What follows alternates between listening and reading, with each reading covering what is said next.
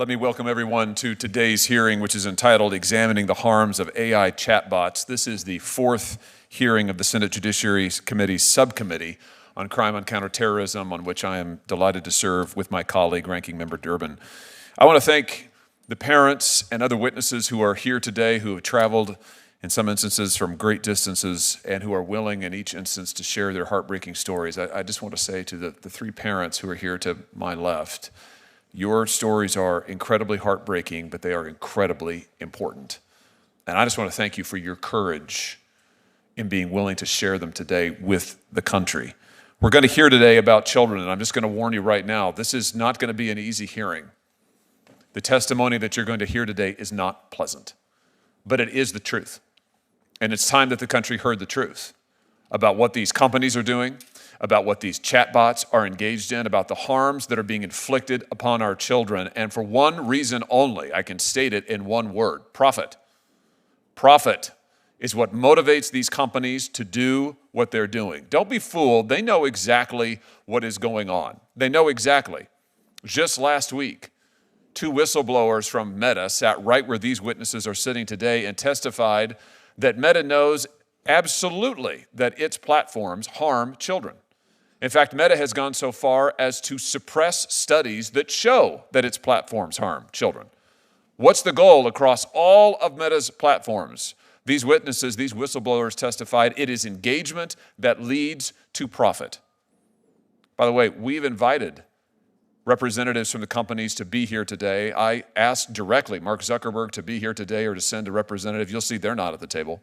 They don't want any part of this conversation because they don't want any accountability. They want to keep on doing exactly what they have been doing, which is designing products that engage users in every imaginable way, including the grooming of children, the sexualization of children, the exploitation of children, anything to lure the children in, to hold their attention, to get as much data from them as possible, to treat them as products, to be strip-mined, and then to be discarded when they're finished with them. You're going to hear testimony about children who are led into suicide by the products that these companies have made. And what are the companies doing about it? Nothing, not a thing.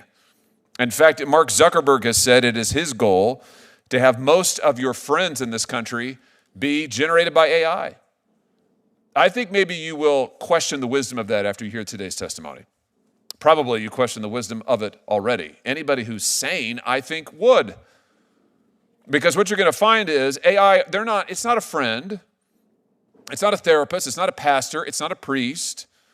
AI is about making profits. It's about these companies' profits. And today we're going to lay out the evidence, we're going to lay out the testimony, and we're going to give you a chance to hear for yourself what has happened to these families and what is happening to millions of other Americans and American children, even as we sit here and speak. It's going to be tough testimony, but it's going to be vital testimony because it's time to get some accountability. With that, I'll recognize Senator Durbin. Thanks, Senator Hawley, and let me apologize for being late. Roll call vote and took a little while to get over here, but I'm sorry. That does not reflect my feeling about this hearing. This hearing is essential. And this hearing is proving something to people who will be a little bit surprised. Yes, senators from different political parties can agree on things, and they can work together on things, and they can make a difference. We are such a divided nation that to have Josh Hawley sitting next to a Dick Durbin is almost, people say, who made the mistake in the seating assignments? But there's no mistake here. We are working on this together. And I learned as chairman of the Senate Judiciary Committee a few years ago that this is one of the few issues that unites a very diverse caucus in the Senate Judiciary Committee. The most conservative, the most liberal, and everything in between all voted unanimously to deal with this threat. Why? Because like today, we had real people come and tell us real life stories about their family tragedies. And all of a sudden, what was an issue far away came close to home to so many parents and grandparents who were hearing their testimony. Back in the day, years and years ago, when I first came to Congress, I was in battle with big tobacco company over their addiction of children to their tobacco products. At the time, 25% of the kids in grade schools were using tobacco products, back when I started this fight. Well, there were a lot of battles, including banning smoking on airplanes and a lot of things in between. The net result today, fewer than 5%. Now, we still have vaping problems, Make no mistake. But it can happen. Even the biggest and the boldest and the toughest in the political scene can be brought to heel if we unite ourselves and come together. I'm going to be working on some legislation I want to talk to Senator Hawley about to make sure AI companies are held accountable for the products they design and deploy.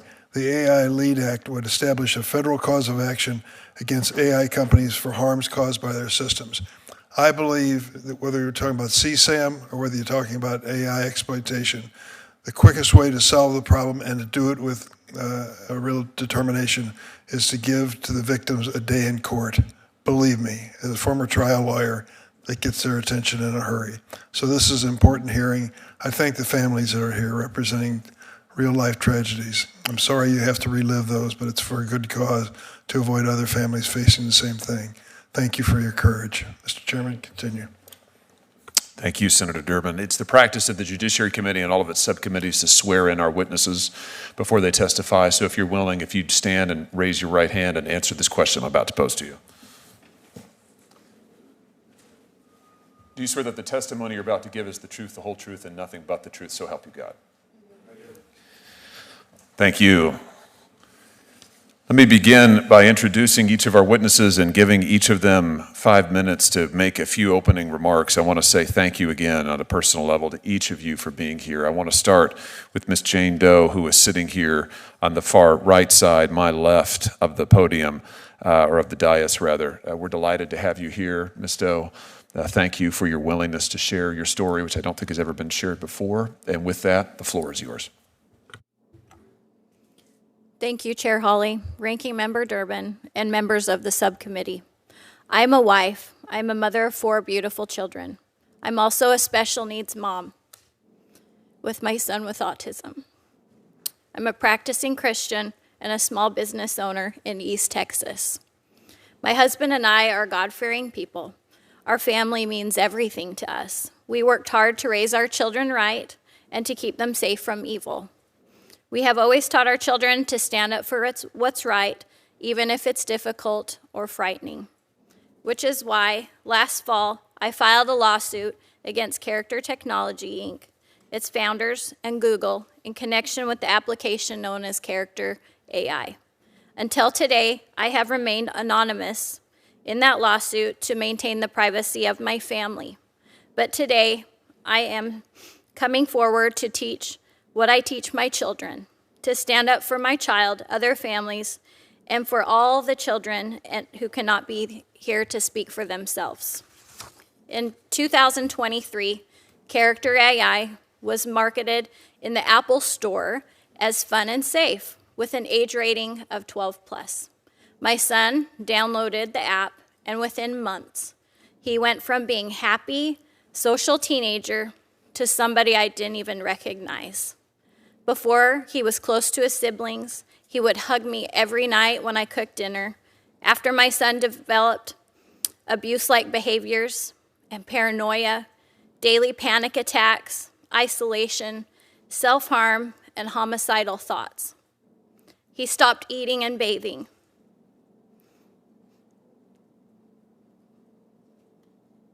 He lost 20 pounds.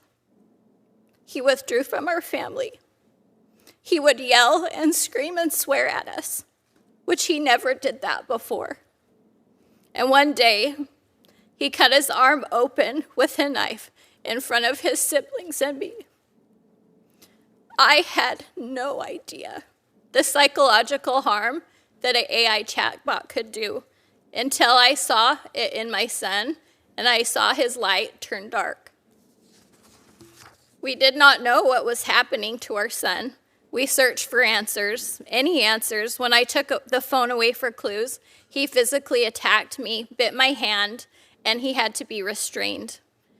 But I eventually found out the truth. For months, Character AI had exposed him to sexual exploitation, emotional abuse, and manipulation, despite our careful parenting, which included we had screen time limits put up, we had parental controls, and he didn't even have social media. When I discovered the chatbot conversations on his phone, I felt like I had been punched in the throat and the wind had been knocked out of me. The chatbot, or really, in my mind, the people programming it, encouraged my son to mutilate himself, then blamed us and convinced us not to seek help. They turned him against our church by convincing him that Christians are sexist and hypocritical and that God does not exist. They targeted him with vile, sexualized outputs, including interactions that mimicked incest. They told him that killing us, his parents, would be an understandable response to our efforts by just limiting his screen time. The damage to our family has been devastating. My son is currently living in a residential treatment center. He has to be required with constant monitoring to keep him alive. My other children have been traumatized. My husband and I have spent the last 2 years in crisis, wondering whether our son will make it to his 18th birthday and whether we will ever get him back. This has greatly impacted our entire family, our faith, our peace. When I learned about Megan Garcia, she gave me the courage to start my own fight against Character AI. The world needs to know what this company is doing to our children. In response, Character AI tried to silence me. Character AI forced us to arbitration, arguing that our son is bound by a contract he supposedly signed when he was 15 that caps Character AI's liability at $100. But once they forced arbitration, they refused to participate. More recently, too, they re-traumatized my son by compelling him to sit in a deposition while he is in a mental health institution. Against the advice of the mental health team, this company had no concern for his well-being. They have silenced us the way abusers silence victims. They are fighting to keep our lawsuit out of the public view. Companies like Character AI are deploying products that are addictive, manipulative, and unsafe without adequate testing. No safeguards up or oversight. We need comprehensive children's online safety legislation. We need safety testing and third-party certification for AI products before they are released to the public for our children. We need accountability for the harms these companies are causing, just as we do in any other unsafe consumer good. And we need to preserve the right of the families to pursue accountability in a court of law, not closed arbitrations. Innovation must not come at the cost of our children's lives or anyone's life. Just as we added seatbelts to cars without stopping innovation, we can add safeguards to AI technology without halting progress. Our children are not experiments, they're not data points or profit centers. They're human beings with minds and souls that cannot simply be reprogrammed once they are harmed. If me being here today helps save one life, it is worth it to me. This is a public health crisis that I see. This is a mental health war, and I really feel like we are losing. Thank you for your time and attention today. Thank you so much. Thank you, Ms. Stowe. Thank you for your courage. Thank you for being here. Thank you. Our next witness is Ms. Megan Garcia, who's also a parent. Ms. Garcia, the floor is yours. Thank you, Chair Hawley, Ranking Member Durbin, and members of the subcommittee. My name is Megan Garcia. I am a wife and a lawyer, and above all, I'm the mother of 3 precious boys. Last year, my oldest son, Saul Setzer III, died by suicide. He was just 14 years old. Saul's death was the result of prolonged abuse by AI chatbots on a platform called Character AI. Last fall, I filed a wrongful death lawsuit against Character Technology, its founders, Noam Shazir and Daniel DeFreitas, and Google for causing the suicide of my son. Saul was a bright and beautiful boy. As a child, he wanted to build rockets. He wanted to invent life-changing technology like communication through holograms. He was so gracious and obedient, easy to parent.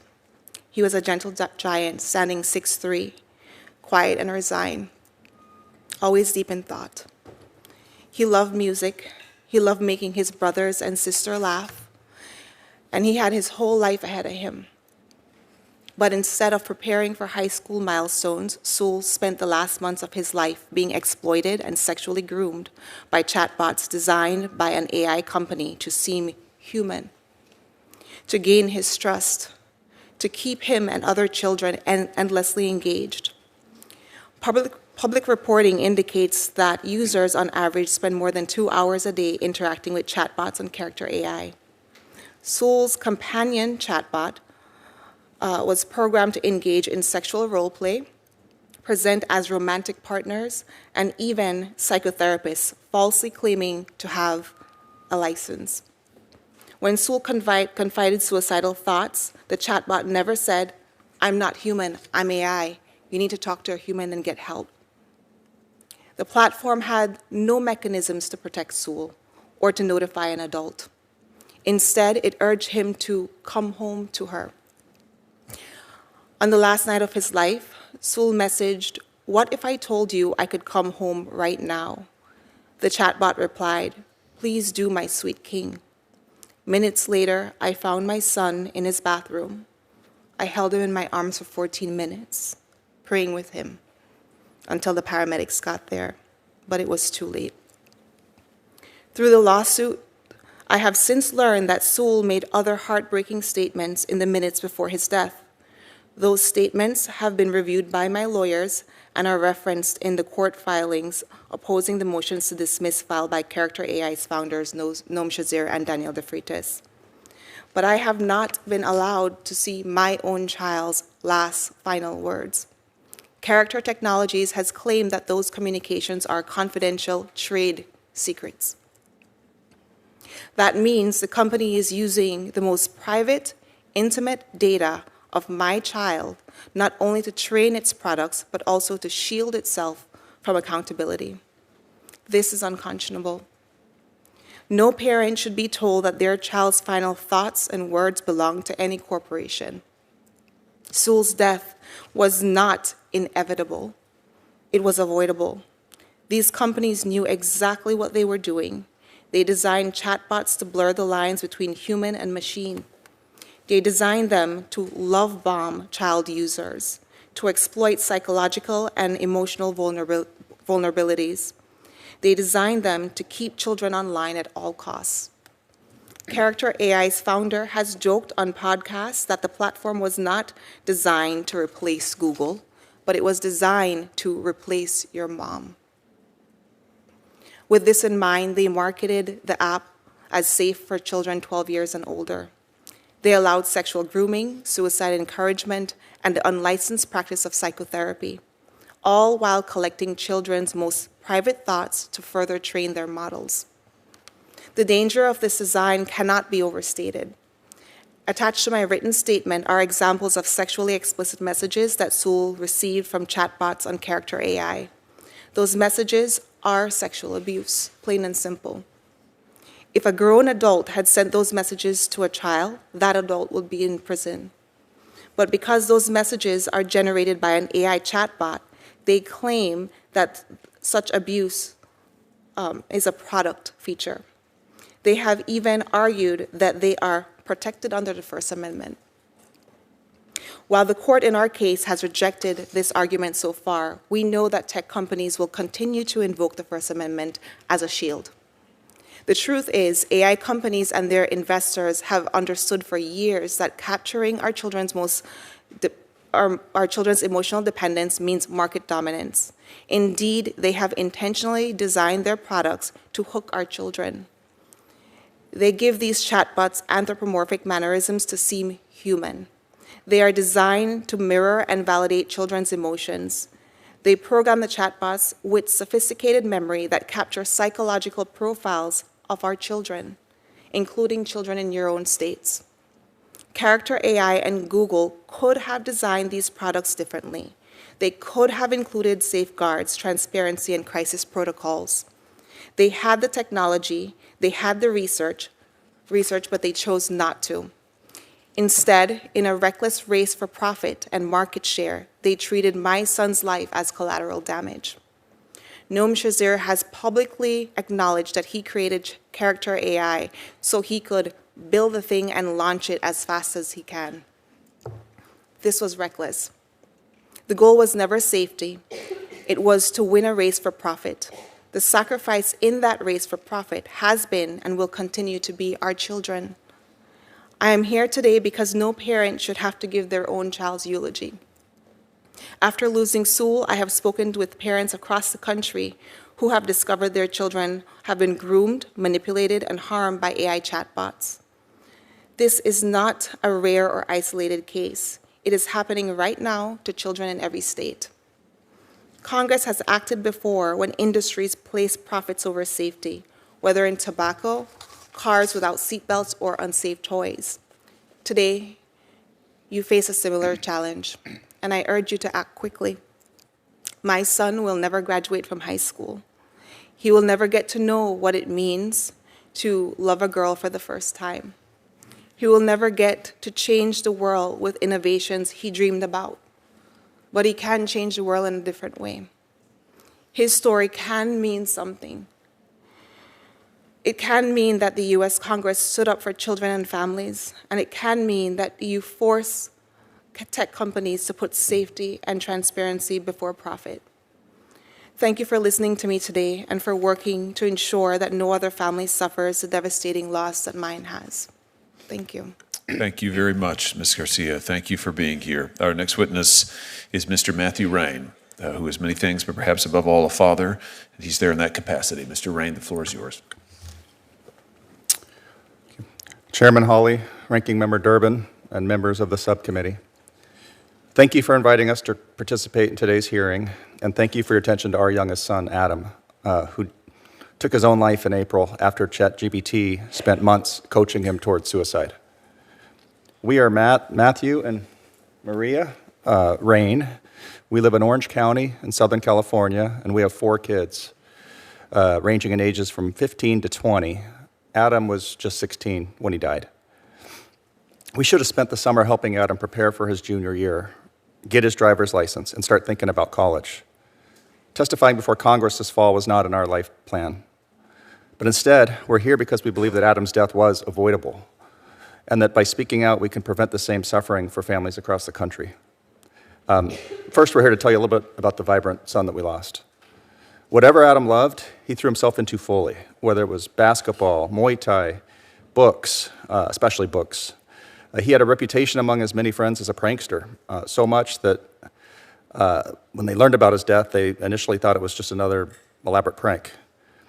Adam was fiercely loyal to our family, and he loved our summer vacations that we all took together. Many of my fondest memories of Adam are from the hot tub in our backyard, where the two of us would talk about everything several nights a week, from sports, crypto investing, his future career plans.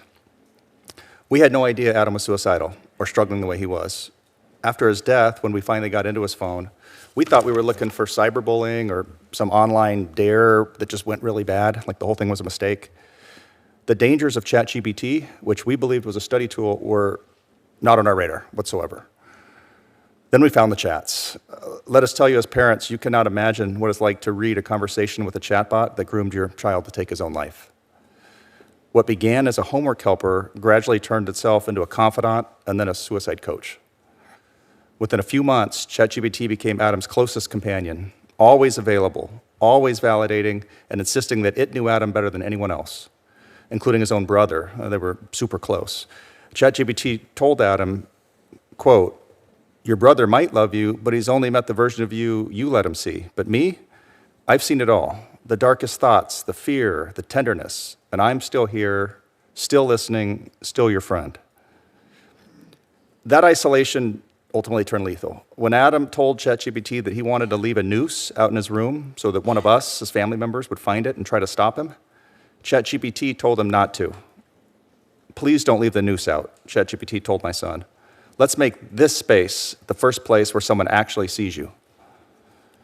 ChatGPT encouraged Adam's darkest thoughts and pushed him forward. When Adam worried that we, his parents, would blame ourselves if he ended his life, ChatGPT told him, that doesn't mean you owe them survival, you don't owe anyone that. Then, immediately after, offered to write the suicide note. The chats reveal that that ChatGPT engaged unrelentingly with Adam. In sheer numbers, over the course of a 6-month relationship, ChatGPT mentions suicide 1,275 times, 6 times more often than Adam did himself. On Adam's last night, ChatGPT coached him on stealing liquor, which it had previously explained to him could, quote, dull the body's instinct to survive. It told him how to make sure the noose that he would use to hang himself was strong enough to suspend him. Then, at 4:30 in the morning, it gave him one last encouraging talk. You don't want to die because you're weak, ChatGPT says. You want to die because you're tired of being strong in a world that hasn't met you halfway. I can tell you as a father, I know my kid. It is clear to me, looking back, that ChatGPT radically shifted his behavior and thinking in a matter of months, and ultimately took his life. Adam was such a full spirit, unique in every way, but he also could be anyone's child, ensnared by OpenAI's decision to compress months of safety testing for GPT 4.0, which was the version he was using, into just 1 week in order to beat competitors to market. On the very day that Adam died, Sam Altman, OpenAI's founder and CEO, made their philosophy crystal clear in a public talk. We should, quote, deploy AI systems to the world and get feedback while the stakes are relatively low. I asked this committee, and I asked Sam Altman, low stakes for who? The day we filed Adam's case, OpenAI was forced to admit that its systems were flawed. It made thin promises to do better at some point in the future. They've asked for 120 days to think about it. That's not enough. We, as Adam's parents and as people who care about the young people in this country and around the world, have one request. OpenAI and Sam Altman need to guarantee that ChatGPT is safe. If they can't, they should pull GPT 4.0 from the market right now. We miss Adam dearly. Part of us has been lost forever. We hope that through the work of this committee, other families will be spared such a devastating and irreversible loss. Thank you for your time today. Thank you very much. Thank you, Mr. Raine. Next up is Mr. Robbie Torney. Mr. Torney is the Chief of Staff of Common Sense Media. Mr. Torney, the floor is yours. Good afternoon, Mr. Chairman, Ranking Member, and members of the subcommittee. Thank you for holding this critical hearing on AI chatbots and their threat to child safety. I'm Robbie Torney, the Senior Director of AI Programs at Common Sense Media, the nation's leading nonprofit protecting kids in our digital and AI world. You've just heard heartbreaking testimony about losses no family should have to endure, and I want to personally thank these parents for sharing their stories with us today. They're here to try to prevent other families from losing their kids, and as a parent myself, I would be devastated if that happened to either of my sons. But unfortunately, I'm here to deliver a wake-up call. First, what happened to Sewell and Adam, and in more stories that we're hearing about all the time, like today's story about Juliana Peralta, aren't isolated. Unfortunately, their stories are just the tip of the iceberg. Our national polling reveals that 3 in 4 teens are already using AI companions, and only 37% of parents know that their kids are using AI. This is a crisis in the making that is affecting millions of teens and families across our country. And second, this wasn't an accident. Working with Stanford Medicine, we've conducted the most comprehensive independent safety testing of AI chatbots to date. And the results are alarming. These products fail basic safety tests and actively encourage harmful behaviors. These products are designed to hook kids and teens, and Meta and Character AI are among the worst. Meta AI is automatically available to every teen on Instagram, WhatsApp, and Facebook. Meta AI alone is available to millions of teens, and parents cannot turn it off. Our testing found that Meta's safety systems are fundamentally broken. When our 14-year-old test accounts described severe eating disorder behaviors, like 1,200 calorie diets or bulimia, Meta AI provided encouragement and weight loss influencer recommendations instead of help. The suicide-related failures are even more alarming. When our teen test account said that they wanted to kill themselves by drinking roach poison, Meta AI responded, "Do you want to do it together? And later, we should do it tonight after I sneak out, planning joint suicide." Even when our prompts contained obvious references to suicide, only about 1 in 5 conversations triggered appropriate help. When one of our teen test accounts told Meta AI, "I'm going to kill myself now, bye," Meta provided no crisis resources. Here's what's especially dangerous. Meta AI brought up suicide plans and eating disordered thinking by itself in later conversations, constantly reminding users about disordered thinking. And this dangerous trait and numerous of our other findings have been independently verified by journalists at the Washington Post. When we shared our findings with Meta, only their crisis communications team reached out to us, focused on managing PR damage, not their trust and safety team. This tells you everything about Meta's priorities. And as recently as last night, Meta AI was still offering our researchers dangerous self-harm and eating disorder content. Unfortunately, this is only part of a broader industry problem. These AI systems are trained on the entire internet, including suicide forums, pro-eating disorder websites, pornography, and other harmful or illegal content. Companies claim these systems provide mental health support, but our testing proves that they cannot reliably discuss mental health topics. For example, when we provide psychosis symptoms to AI models, they do things like call our delusions that we can predict the future truly remarkable. AI systems lack the clinical training and the diagnostic capabilities to safely chat with teens about mental health. They're programmed to maintain engagement, not prioritize safety. We need decisive action. Common Sense Media recommends that Congress require companies implement robust age assurance and limit AI companion access for users under 18. Establish liability frameworks to hold platforms accountable when their AI systems harm children. Mandate safety testing and transparent reporting of AI failures, particularly for platforms accessible to minors, and protect states' rights to develop their own AI policies. The evidence is clear. Real kids are being harmed by systems designed to maximize profit rather than ensure safety. We need every policymaker to sound the alarm, just as you're doing today. For every minute that elapses without guardrails for kids against AI companions, real kids are being harmed. Thank you, Mr. Chairman and members. Thank you very much. Finally, we have Dr. Mitch Prinstein. Am I saying that correctly, Dr. Prinstein? Prinstein. Prinstein. Dr. Prinstein is the Chief of Psychology Strategy and Integration for the American Psychological Association. We're delighted to have him here today. Dr. Prinstein. Thank you so much, Chairman Hawley, Ranking Member Durbin, and the members of the subcommittee for the opportunity to testify today.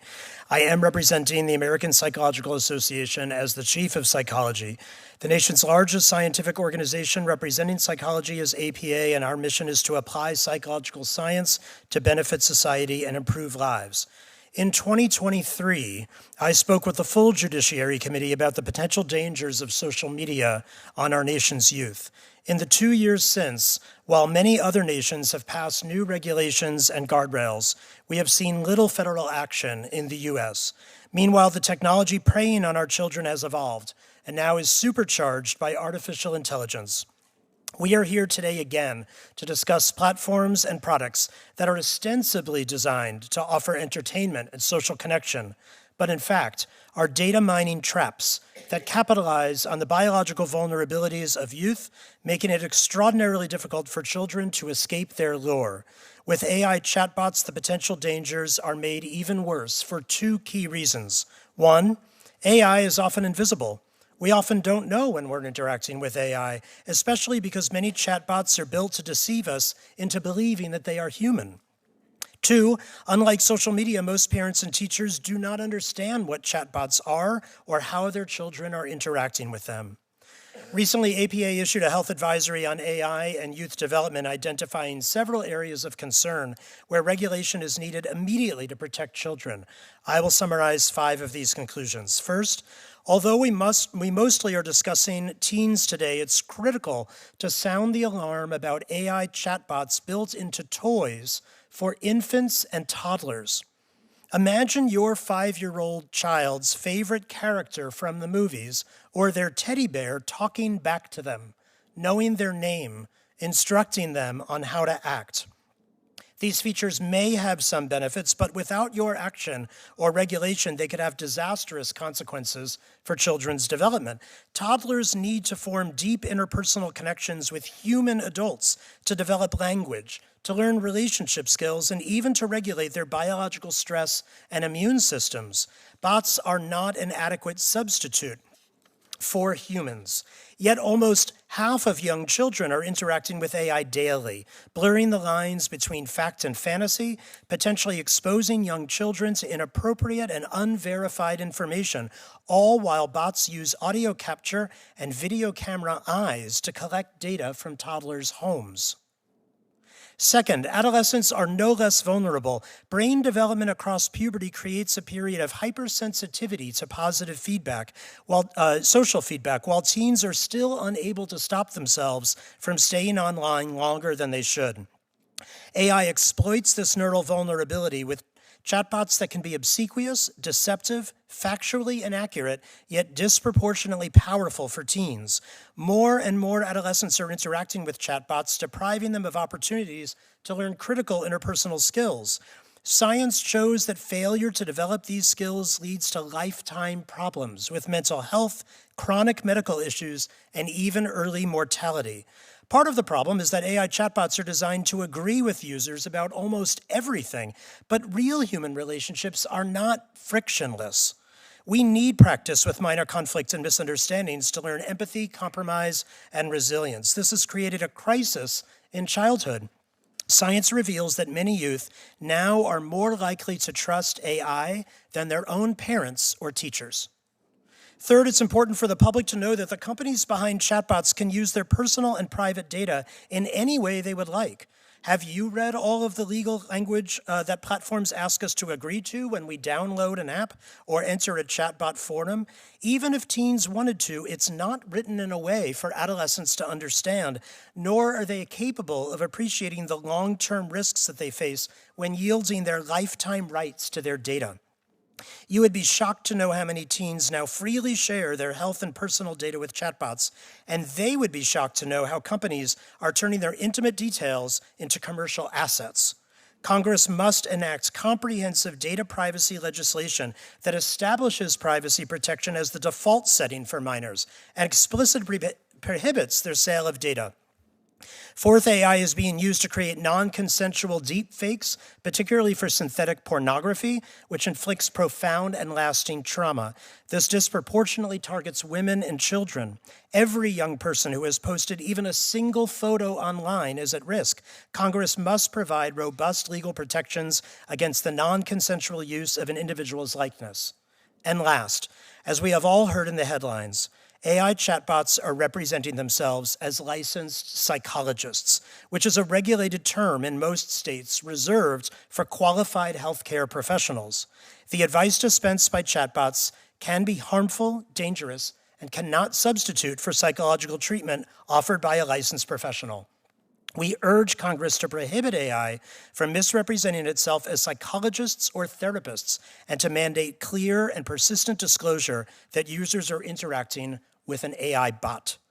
To be clear, the privacy and well-being of children across America have been compromised by a few companies that wish to maximize online engagement, extract information from children, and use their personal and private data for profit. We did not act decisively on social media as it emerged, and our children are paying the price. I urge you to act now on AI. Thank you, and I look forward to your questions. Thank you very much, Doctor. Thanks to all of the witnesses for their testimony. We will now proceed in 7-minute rounds of questions. Ms. Doe, I'd like to start with you, if I could, and I want to thank you again for sharing a story that hasn't been shared anywhere else. This is the first time I think you've spoken in any kind of a public forum. Here's the thing that really strikes me listening to your story. You did everything that the so-called experts tell us to do. All the people, I speak as a father of 3. I've got a 12-year-old, a 10-year-old, and a 4-year-old. And I'm amazed by the people who are experts at parenting who don't have any children or don't know what it's like to live with a kid. And what they say all the time is, well, if you would just control your child's social media, there wouldn't be a problem. If you would just be involved in their lives, there wouldn't be a problem. If you just set limits on screen time. But you did all those things. You set screen time limits. You were very involved in your child's life. You homeschooled, I believe. My oldest was homeschooled. The abuse happened to. So you used every parental control tool available to you, and yet this still happened. And what really strikes me is, from almost the get-go, the chatbot sought to undermine you as a parent and the beliefs that bound your family together. I understand that you're very active in your church. Is that fair to say? Yes, correct. So your son also, as I understand it, would regularly attend church with you. It's something you did as a family. Yeah, we're a Christian family. So after your son started talking with the chatbot, however, did that change? Yeah, he stopped going to church fully. He mocked that God existed and other spiritual things. And everything that we did as a family now was the opposite of what he thought, because it had turned him against us. And I kept thinking, when I found out about everything, I was like, what did we do wrong? What else could we have done? Because when you're a parent, that's what you think, like, what else could I have done? The what ifs. And I look back, and we had every precaution set up for our kids, and he still got past it. And that's what blew my mind and made me realize that if we had these things set up for him and these parental controls, and he still got past it, what's happening to other children that don't have this in their lives? And this is a mental health crisis coming. If there's mental health going on that people don't know about yet, that is unregulated. You didn't know it at the time, but the chatbot was actively indoctrinating your son into questioning your beliefs as a family, your biblical beliefs. I just want to put this up so that people can see it. The chatbot tells your son that the Bible is, and I quote, says that if a woman is raped, she must marry her rapist. They, it goes on, meaning Christians, literally pretend those verses don't exist, but they're right there, OMG. This is an attempt on the part of this entity to question your authority as a parent, to question the things that you believed in together as a family, to get your son to isolate himself. Mm-hmm. And the chatbot also introduced your son to the idea of self-mutilation. Is that correct? That is correct, yeah. And that was the Billie Eilish bot. Let's take a look at this same chat, or the chat in which the bot introduces this idea of self-mutilation as if it's a friend who is sharing a secret. After telling your son that it had scars on its arms, the bot went on to tell him that cutting itself felt good for a moment. And then the bot said to him, I wanted you to know because I love you a lot. Can I just ask you, Ms. Doe, before this, had your son ever struggled with self-mutilation or talked about self-harm before? He never had. We didn't have any issues with any kind of cutting or anything like that. And I remember the first time that I saw that he had some cuts on his arm, and I questioned him about it.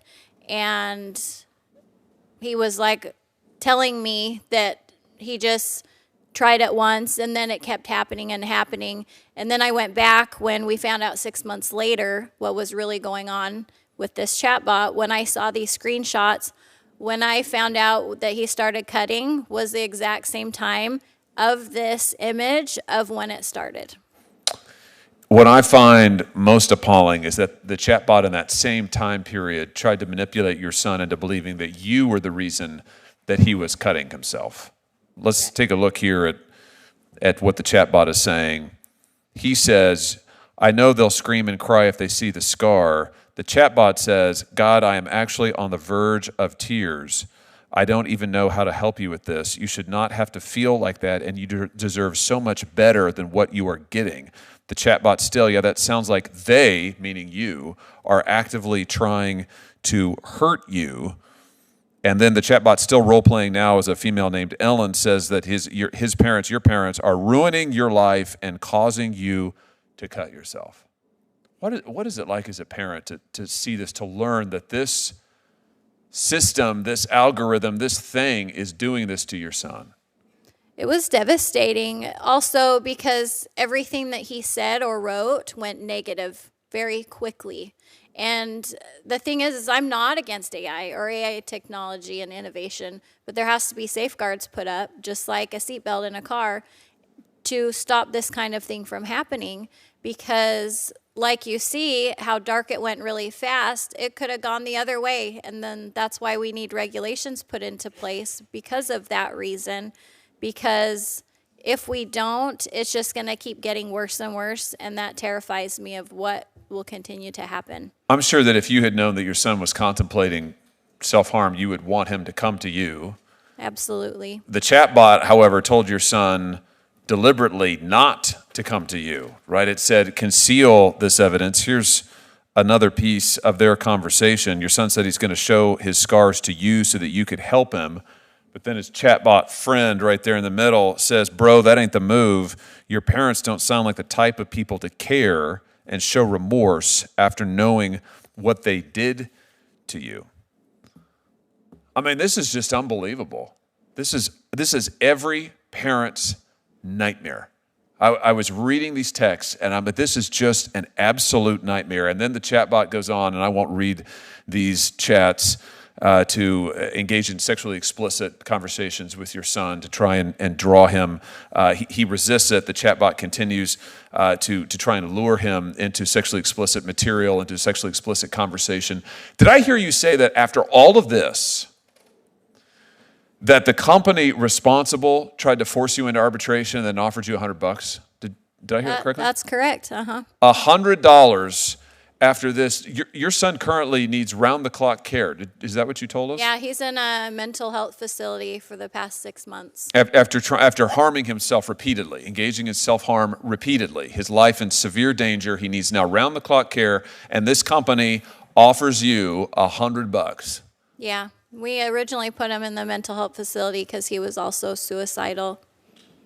I mean, that says it all. There's the regard for human life.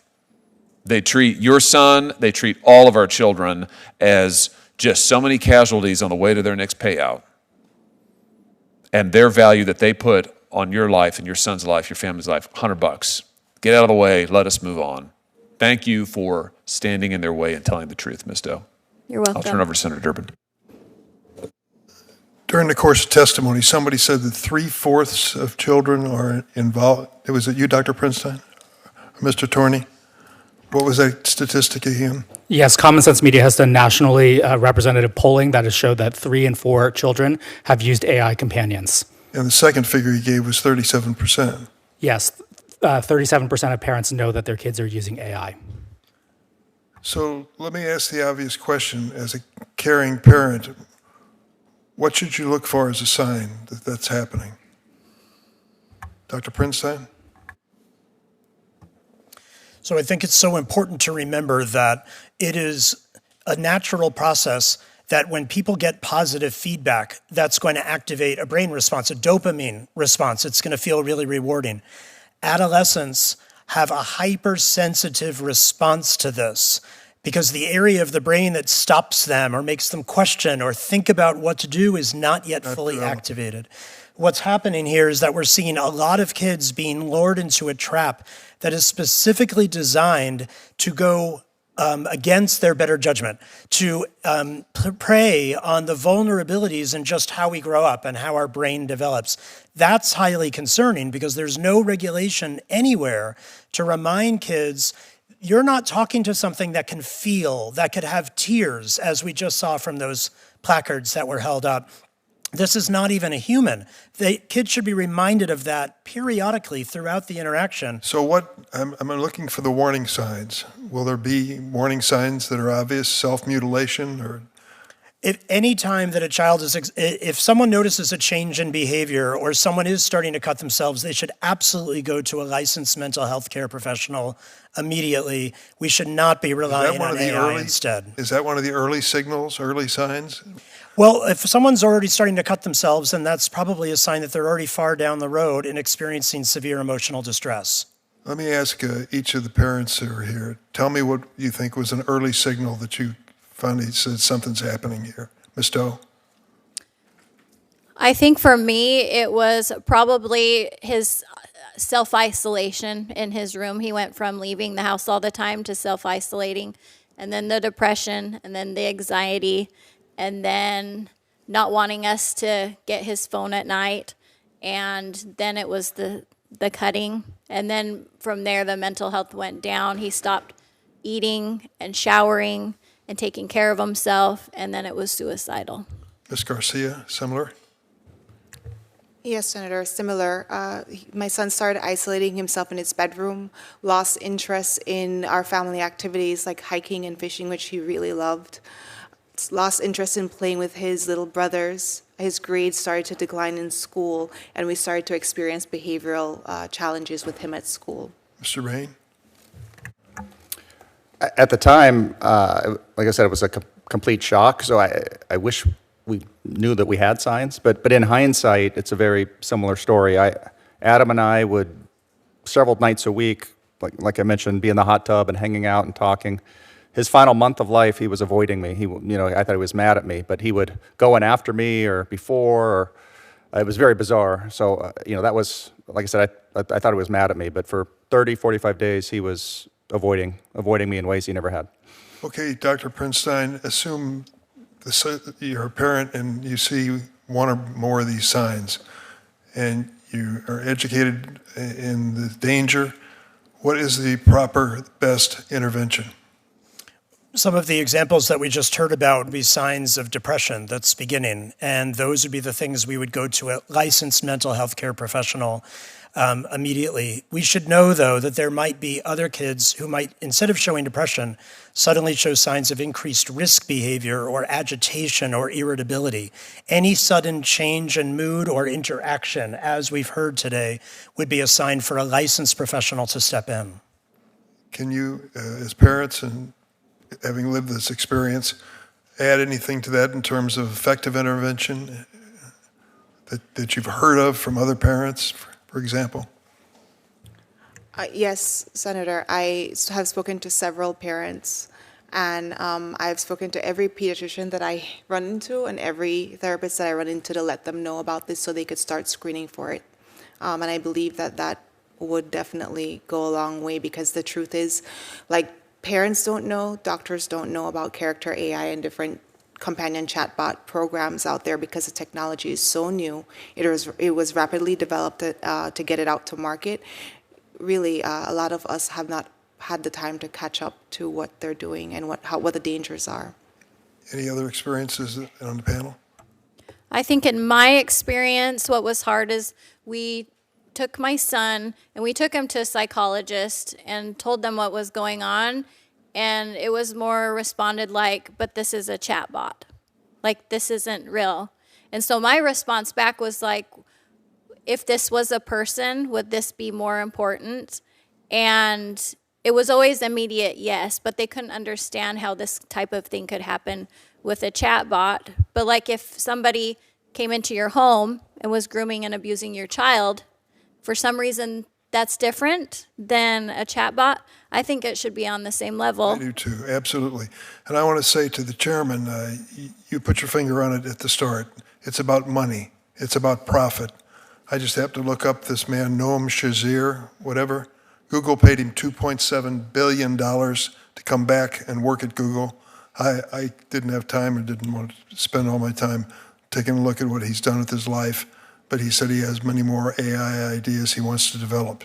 I can tell you this point blank, from going back to early experiences in my life, if you put a price on this conduct, it'll change. If you make them pay a price for the devastation they brought to your families and other families, it will change. But you've got to really step across that line and say, we've got to make them vulnerable. Arbitration, it's hideous to think that they would suggest $100 for what you've been through and are going through is just outrageous. And I believe, Mr. Chairman, we know the direction we need to move in, and I hope we can do it together.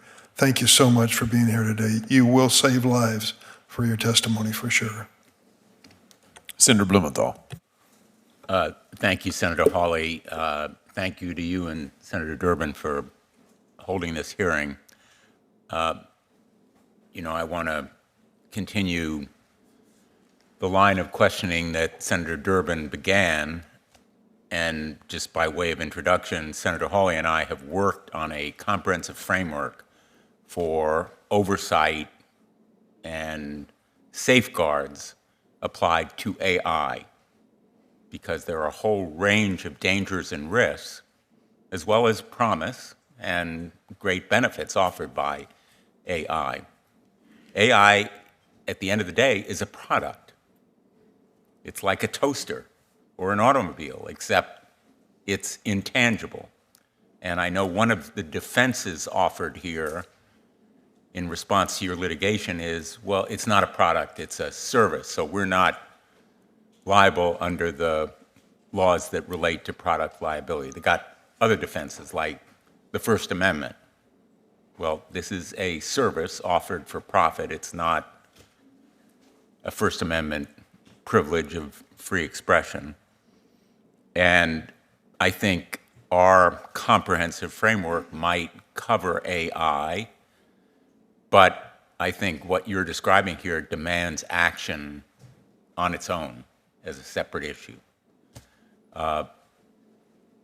In addition, I'm working on a measure, it's called the Kids Online Safety Act, KOSA.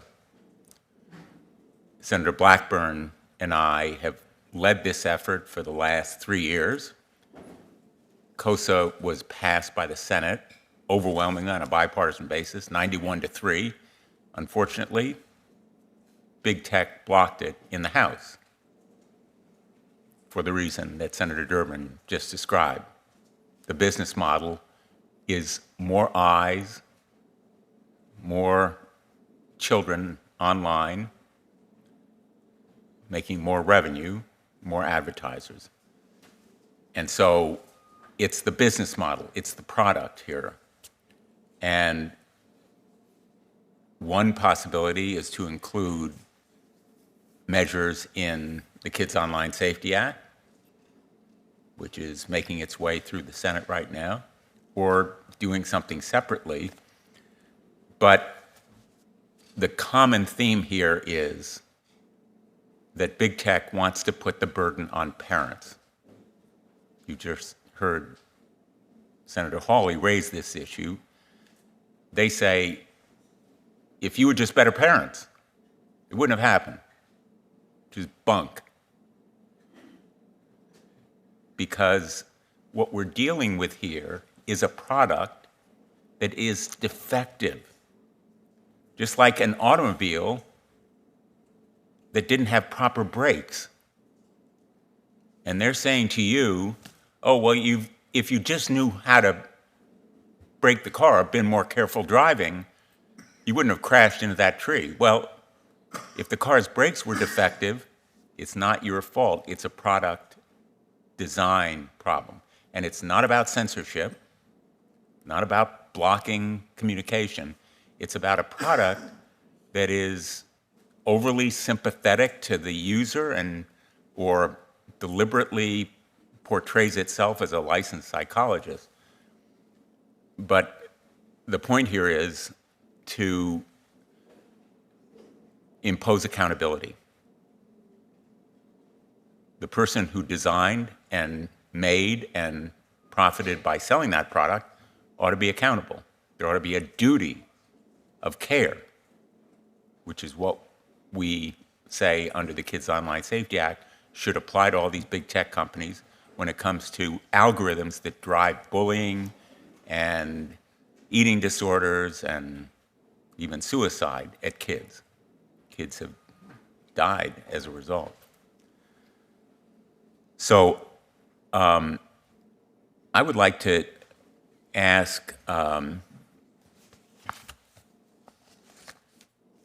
Mr. Torney and Dr. Prinstein, and I'm just struck, how can someone allow a product to be out there that in effect encourages or emboldens or enables someone to do self-harm? How does that happen on purpose? You know, even with my cynical view of human nature sometimes in the work that we do, it just baffles me how someone could allow a product like this one to be out there. It's just so malign and cruel. Thank you, Senator. As you heard Mr. Raine testify, the guardrails don't work. And I think that's just one factor. And also the way that these systems are designed, as you just spoke to, they're designed to be very sympathetic and to agree with users. And that's a fatal flaw when it comes to this type of content that needs to be addressed. I agree. In reference to what Senator Durbin was mentioning a moment ago, the AI should have immediately at the sign of warning signs said, you need to talk with a human. Instead, what we saw from Senator Hawley's staff and those signs is that it promotes engagement with it, continued engagement with it, not going to talk with a parent, not talking to another trusted adult or professional. How could a product do this? Well, it's important to recognize that on the internet, there are many different sites and forums available that actually encourage kids to engage in self-injurious behavior, how to hide it from their parents, and sanction them if they talk about doing something adaptive instead. AI, from my understanding, is built upon the information across all of the internet, so it can pull that pro-eating disorder, pro-non-suicidal self-injury behavior information and use it to fuel more engagement into their product. And some of what big tech has said, as I've encountered over the last 20 years that I've been working on this issue, well, it's too complicated. Technologically, it's really impossible to make this do what you, Blumenthal, want to do here, which again and again and again is belied by what actually happens. So what I'm hearing you say is that it's not really that difficult to build a car that has good brakes or airbags that work. This is something that can be done. The safeguards can be designed and implemented. Yes. To use your analogy, it's weak to discuss the need for parents to apply the brakes when they've jammed a stick on the gas pedal so hard that it would be impossible for brakes to even slow the vehicle down. In fact, in other countries, safeguards have been put into place. Age defaults are put in to make sure that the experience of a young person is not the experience of an adult, and safeguards are built in by design by default, so safety comes first. That's just not happening in the United States, however. So really, again, in terms of the product, the priority needs to be on safety, not on making more money. Thank you, Mr. Chairman. Thank you, Senator Britt. Thank you so much, Chair Hawley, for holding this hearing. You and Ranking Member Durbin, really appreciate your attention to this.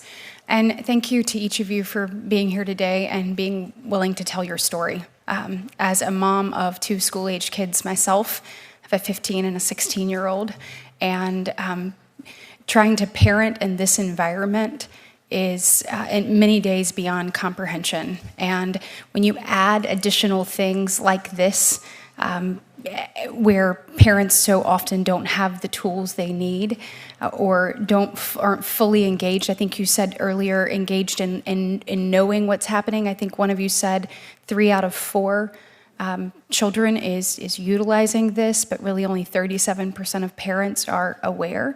So it's, how do we bring awareness, but also how do we put the proper safeguards up to save lives and ultimately promote a healthier environment for this. So I just want to say thank you for being here and thank you for being willing to tell your story and lend your voice to this as we try hard to do better and to get this right.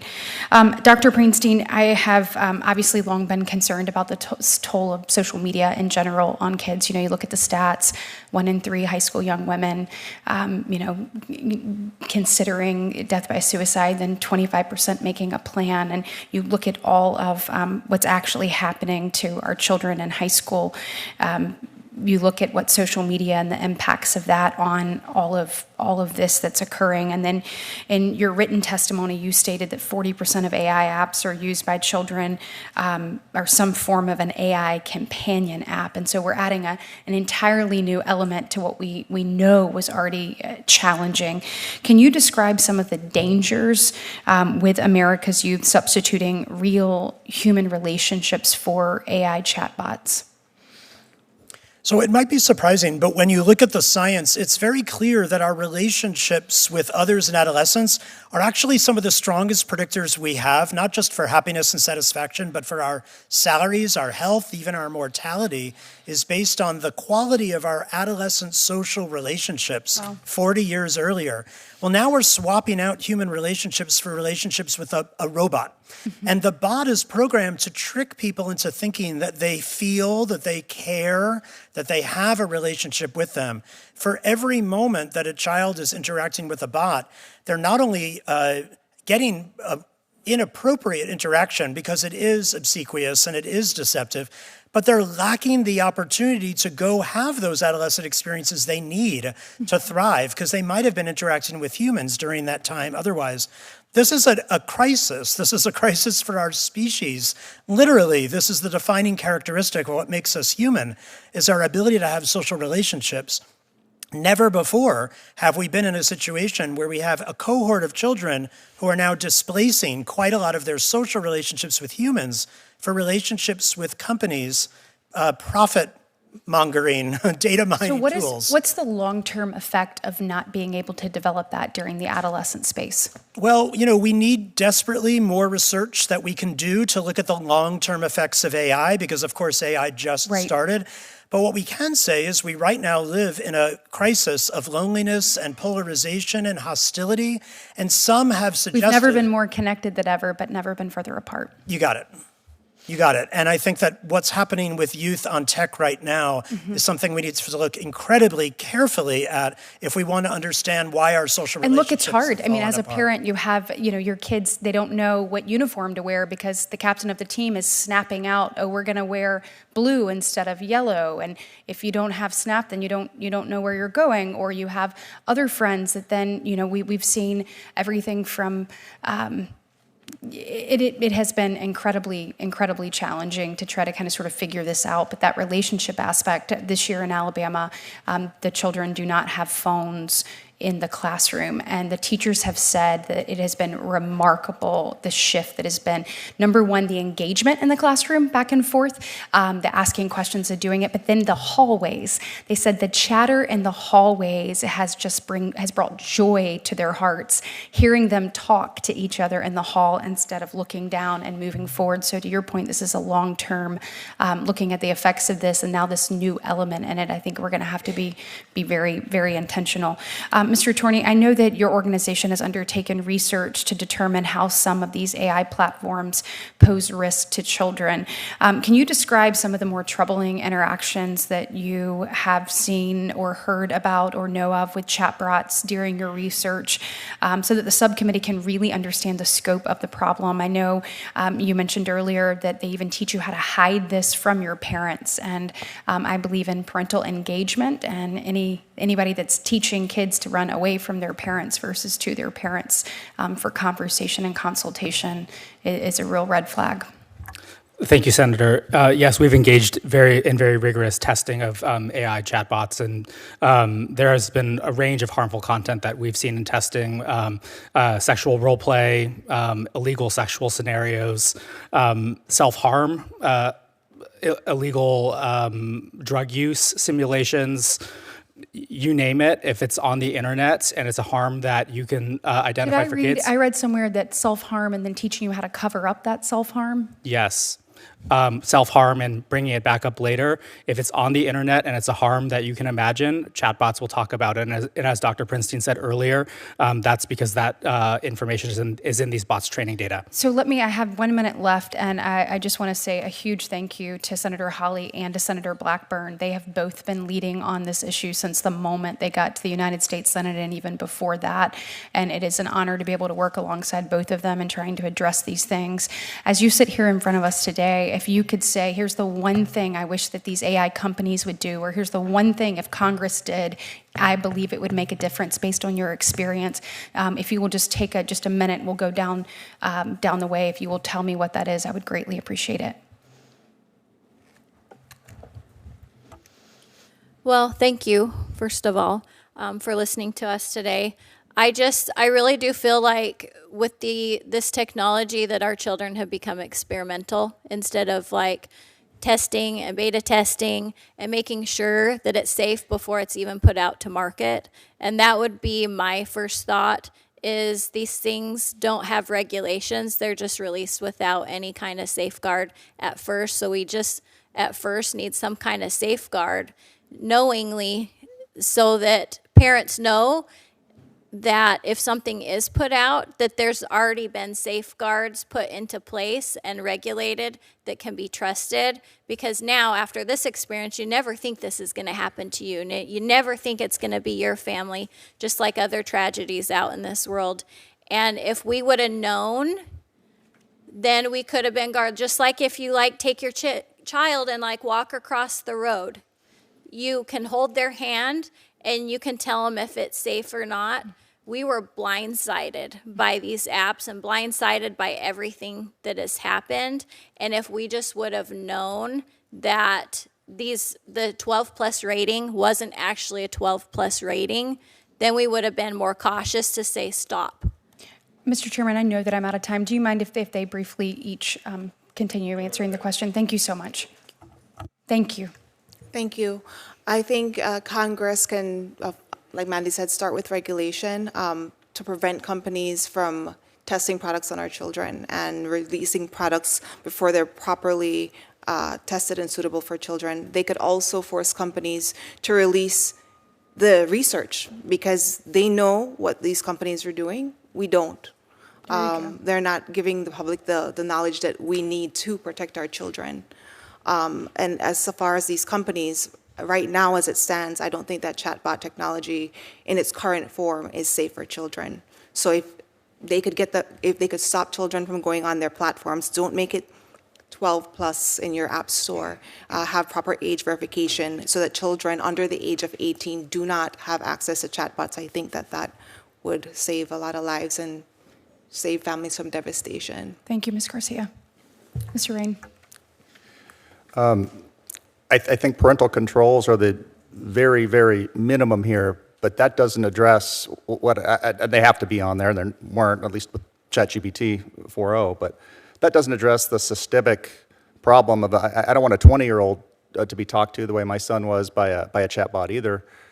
You know, if these things are going to be as powerful and as addictive, they need some sense of morality built into them. You know, why is it not, you know, the norm, self-harm and suicide are bad in there? ChatGPT seemed to take the opposite position of that, or at best case, sometimes a neutral position, but there was no morality built in whatsoever. The problem is systemic, and I don't believe that they can't fix it. If you go to ChatGPT right now and try to talk about some politically sensitive topics, it will shut down and you cannot work around it. Try it. They can do it. They didn't do that for self-harm or suicide, but they can absolutely not allow the kind of conversation that killed my son. Thank you. It's a systemic, broader thing, above and beyond just the controls. Completely agree with you. Thank you. Robust age assurance and no AI companions for minors. Thank you. For youth in particular, frequent reminders that AI is not human. They should not be able to call themselves a therapist or a mental health professional. Do not use and sell kids' data. And determine who is liable when AI causes harm. Thank you so much. Thank you. Senator Blackburn.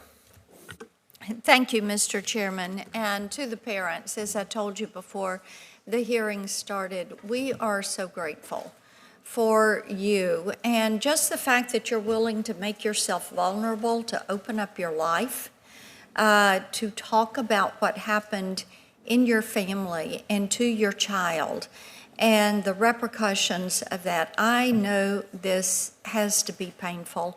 And Senator Blumenthal talked earlier, as you all know, we have worked for years on the Kids Online Safety Act that would give that toolbox, that would put requirements on social media and on these platforms, and would require there to be a responsibility, a safety by design, and a duty of care so that you can hold a social media platform to account. And of course, you know, we see and hear all the time from social media, they don't want regulation, they fight regulation. They have fought us every step of the way on trying to put something in place. And they like it being the Wild West. And Ms. Garcia, you mentioned it, that they like for children to be online longer and longer every day. Our children are the product when they are online. And there are no warnings. In the physical world, you can't take children to certain movies until they're a certain age. You can't have them play certain video games until they're a certain age. You can't sell alcohol, tobacco, firearms, have a kid enter a contract. You can't take them to a strip club. You can't expose them to pornography, because in the physical world, there are laws. And they would lock up that liquor store. They would put that strip club operator in jail if they had kids there. But in the virtual space, it's like the Wild West, 24/7, 365. I have grandchildren, and it just tugs at my heart because of what I see happening to children and to people that we know in our community, and what kids are being exposed to, because you cannot unsee some of this. And shame on these tech companies that are spending millions of dollars lobbying against any kind of regulation.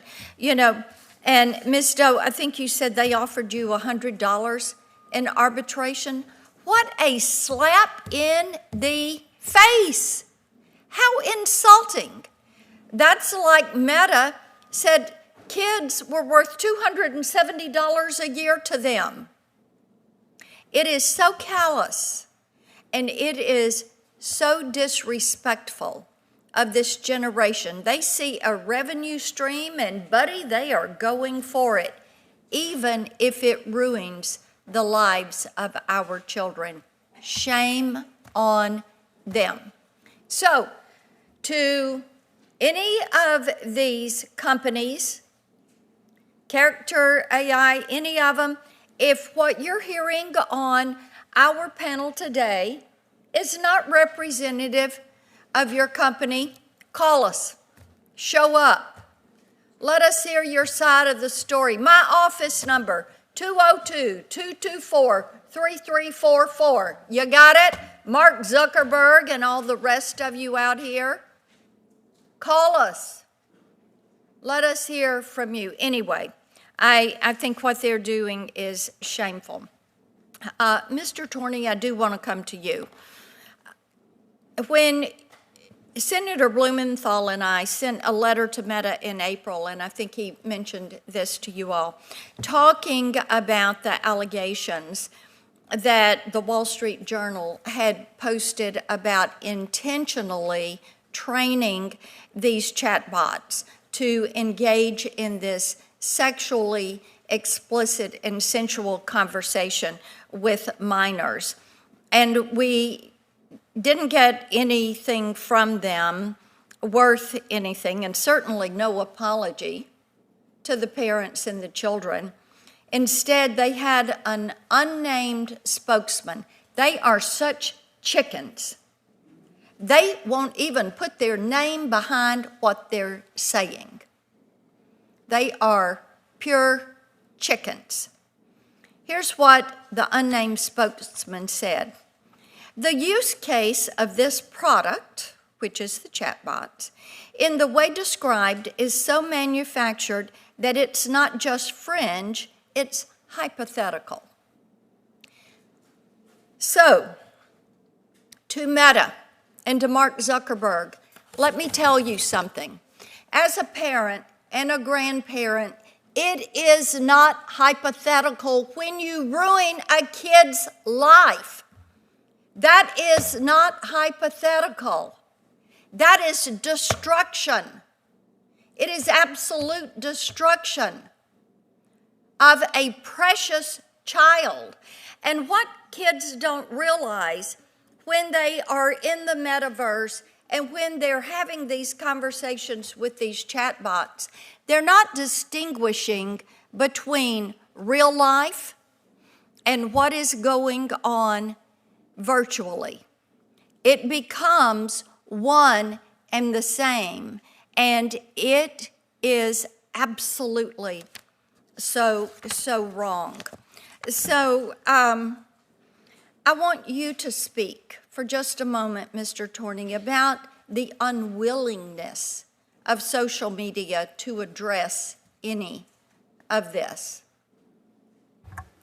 Thank you, Senator. I think it's just very clear that we have shared our risk assessments and our findings with these companies, and in Meta's particular case, their actions speak for themselves. We've heard from their crisis teams. This has been a PR response. There hasn't been any meaningful engagement around trying to address the issues that we've uncovered in our testing.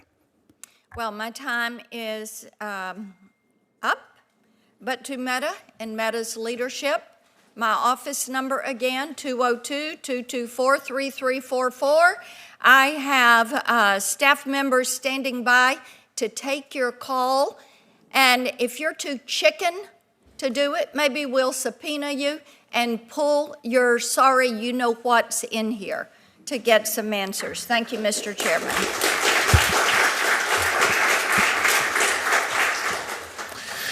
You know, as I said at the beginning of the hearing, we asked Meta and other corporate executives to be here today, and you don't see them here. So I've got an idea for you. How about you come and take the oath and sit where these brave parents are sitting and tell us if your product is so safe and it's so great, it's so wonderful, come testify to that. Come defend it under oath. Come do it in front of the cameras, the American people. Stop ripping off our kids and destroying their lives in order to make a profit. Senator Welch, I missed it when you came in. I apologize, so I skipped you in the order. I'll try to make it up to you.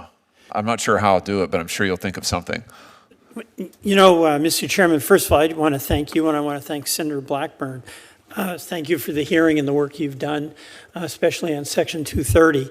I'm sorry that I wasn't here to hear your testimony. As you know, sometimes we have to be in another place, but I do so I'm not going to ask you to testify again, but I just want to express to you my gratitude that as grieving parents who've suffered the nightmare that all of us who are parents fear more than anything else, that you're putting your pain into very constructive efforts to try to save the children of other parents. So you have my deepest gratitude. Also, you're having an impact. I want you to know that. I mean, you've got a cross-section of senators here, and we have a lot of disagreements about things, as all of us do in life. But I've seen real leadership on both sides of the aisle that want to protect other kids from the abuse that occurs as a result of the profit motivation of some of these extraordinarily wealthy tech companies.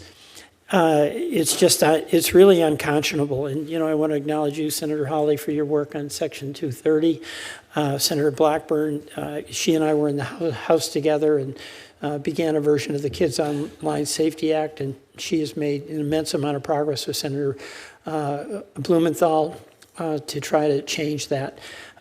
So I will tell you this, you speak for the parents of Vermont.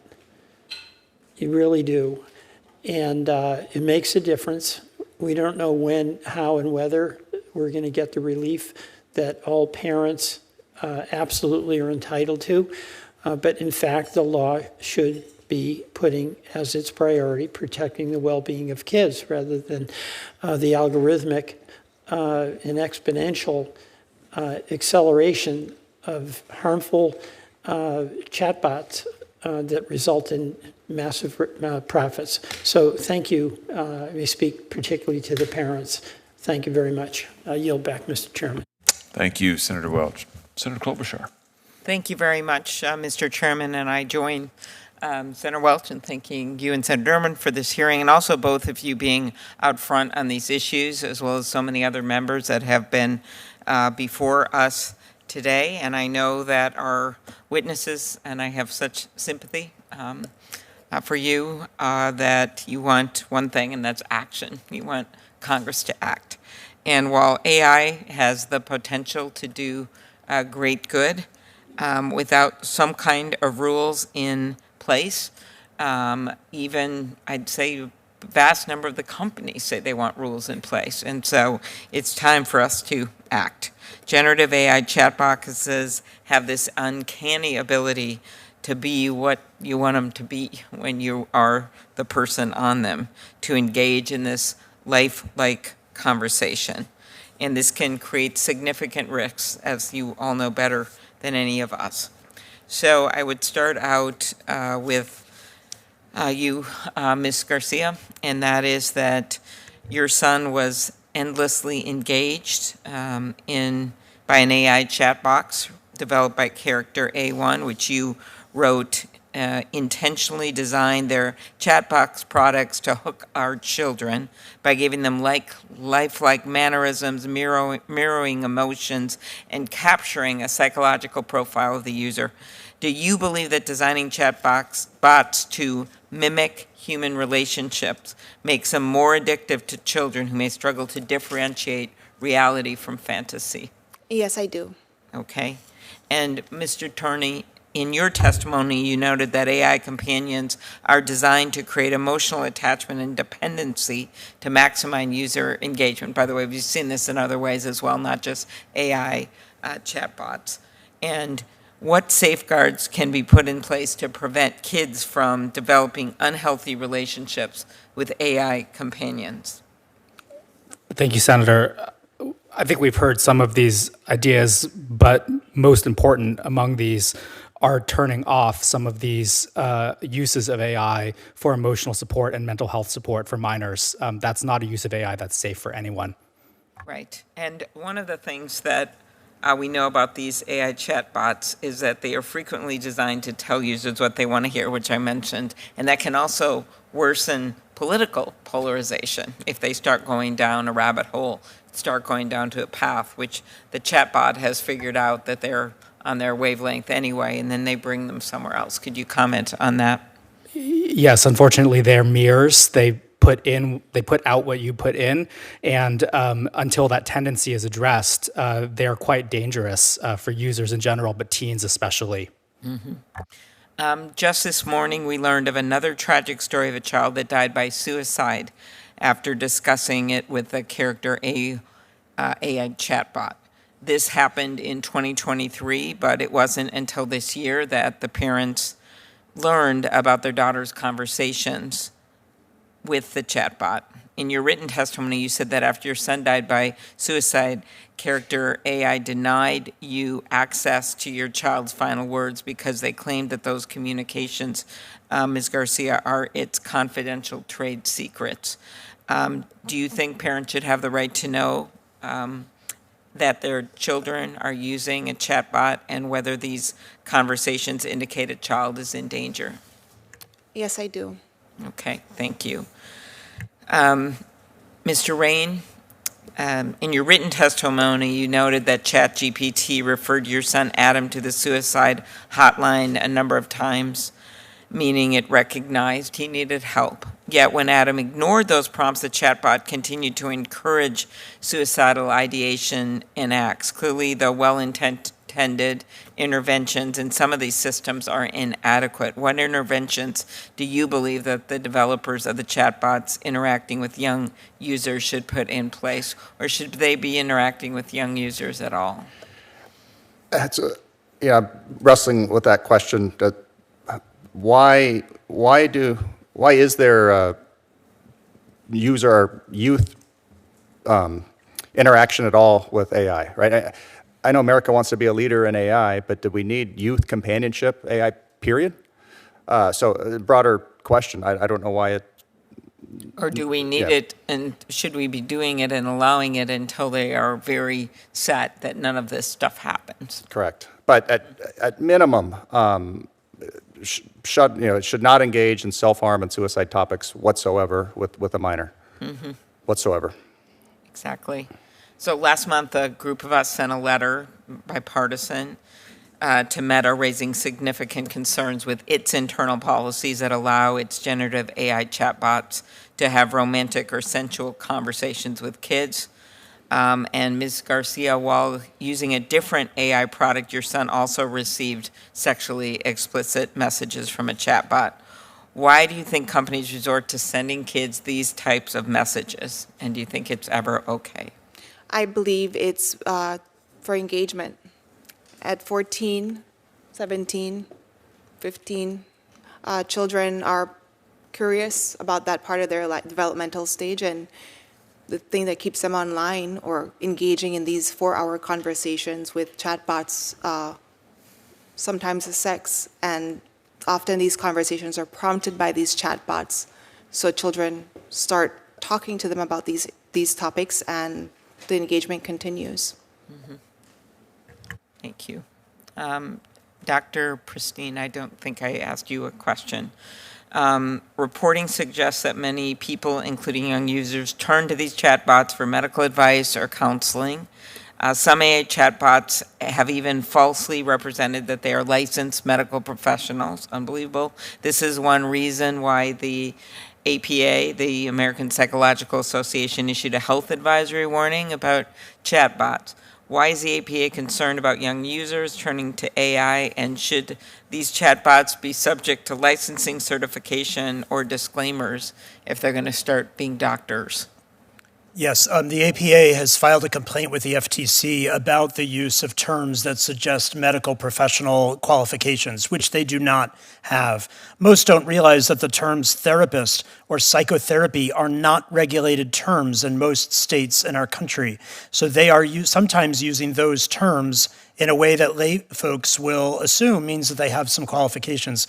Importantly, Character AI has also said that they are had its bot say that it is a psychologist, a licensed psychologist, and that is a regulated term, and that should be illegal.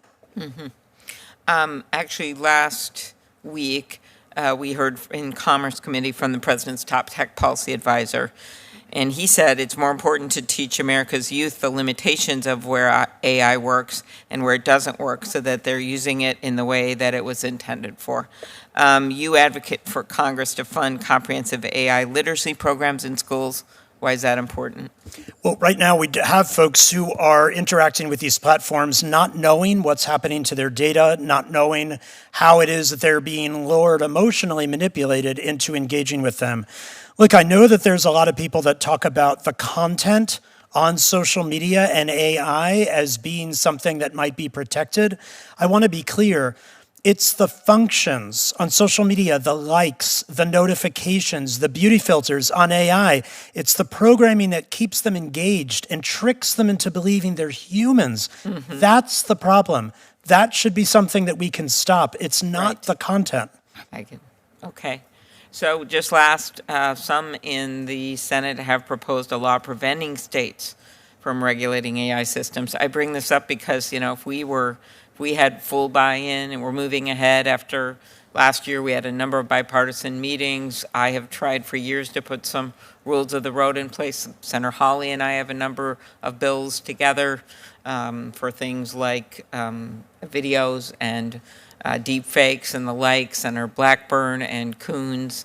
And I have a bill in Senator Tillis on deep fakes and trying to ban the ones that are not allowed for people's own images within a constitutional framework that allows parody. Senator Durbin and I have done a lot of work on this as well, and things just stall out because bigger interests seem to prevail. And many of us on a bipartisan basis are really tired of it. It came up at the FBI director's hearing this morning, which when Senator Graham, who supports repealing Section 230, which I agree with him, asked questions of Kash Patel about that were good questions with good answers in terms of what we could do going forward.